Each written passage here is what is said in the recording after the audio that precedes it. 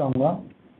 ये ACP cantt SHO आशियाना के नेतृत्व में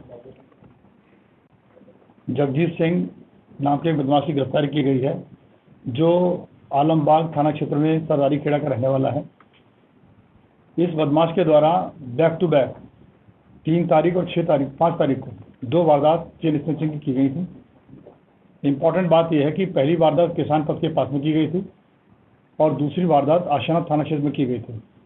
दोनों वारदातों का समय और स्थान इस प्रकार का था कि ये वीडियो फुटेज में ना आ सके।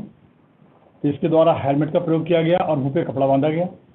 इसके अलावा जो स्कूटी इसके द्वारा प्रयोग की गई थी, उसकी नंबर प्लेट इसके द्वारा पहले से मोड़ ली गई ताकि किसी भी तरीके की सीसीटीवी फुटेज में ये ना आ सके। परंतु मैं आशियाना पुलिस को, एसीपी कैंट को इस बात के लिए बहुत बधाई दूंगा कि इनके द्वारा बड़ी मेहनत के द्वारा इस केस को वर्कआउट किया गया। लगभग 20 किलोमीटर के एरिया के सीसीटीवी फुटेज छाने गए।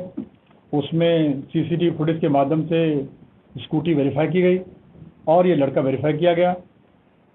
इस बदमाश के बारे में जब जानकारी की गई तो पता चला कि अपनी वाइफ को लेकर के ये पहले नैनीताल और फिर मसूरी घूमने के लिए गया, वारदात के ठीक कमिट करने के बाद में। और वारदात करने का कारण था कि इसका माल बेच करके ये जो है इसके पैसे से उसको हिल स्टेशन घुमा सकें। और ये वारदात में जो माल है वो रिकवर किया गया है, दोनों चेन रिकवर की गई हैं और आज इसकी गिरफ्तारी की गई है। रिकवरी के साथ में इस बदमाश को आपके सामने पेश किया जा रहा है और इस टीम को 25,000 रुपये के इनाम की घोषणा की जाती है। इसके अलावा क्या कार्य करता था के नाम पर? इसके अलावा ये बेसिकली ज्वेलरी का ही काम करता है कुछ, और छोटे मोटे मैकेनिकगिरी का काम करता है। इसका कोई स्पेसिफिक काम नहीं है। तो इस तरीके से जो है ये वारदात जो इसने कारित करी है। पहली बार ये बदमाश लाइट में आया है और लाइट में आने का जो कारण है वो सीसीटीवी फुटेज है। इससे पहले भी इसके द्वारा कोई वारदात की गई या नहीं, इस पर हम लोग बात कर रहे हैं। अभी गिरफ्तारी की गई है, पूछताछ जारी है।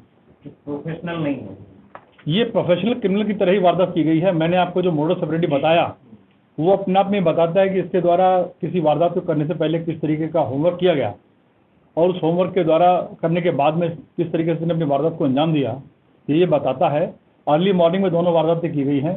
जब अर्ली मॉर्निंग में महिलाएं अपने घर से निकलती हैं तो ज़्यादातर अकेली होती हैं, मॉर्निंग वॉक करते समय में, उस समय वारदात की गई हैं। ये मोडस ऑपरेंडी पूछा कहाँ से था? ये पेशेवर लुटेरा नहीं है, तो किसी यूट्यूब से या किसी ने बताया द्वारा? देखिए, जैसा मैं, जहाँ तक हम अपनी क्रिमिनल इंटेलिजेंस की बात करते हैं, हर क्रिमिनल अपना एक मोडस ऑपरेंडी बनाता है। हर एक बदमाश का प्रयास ये होता है कि वो बदमाशी करे लेकिन पकड़ा ना जाए।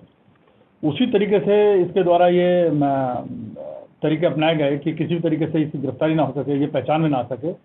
परंतु उसका हुलिया, उसकी हाइट और उसके द्वारा जो स्कूटी प्रयोग की गई थी वो पिक्युलर कलर की थी, जिसके कारण हम उसे पकड़ सके। इसकी पत्नी इसको प्रेरित करती है।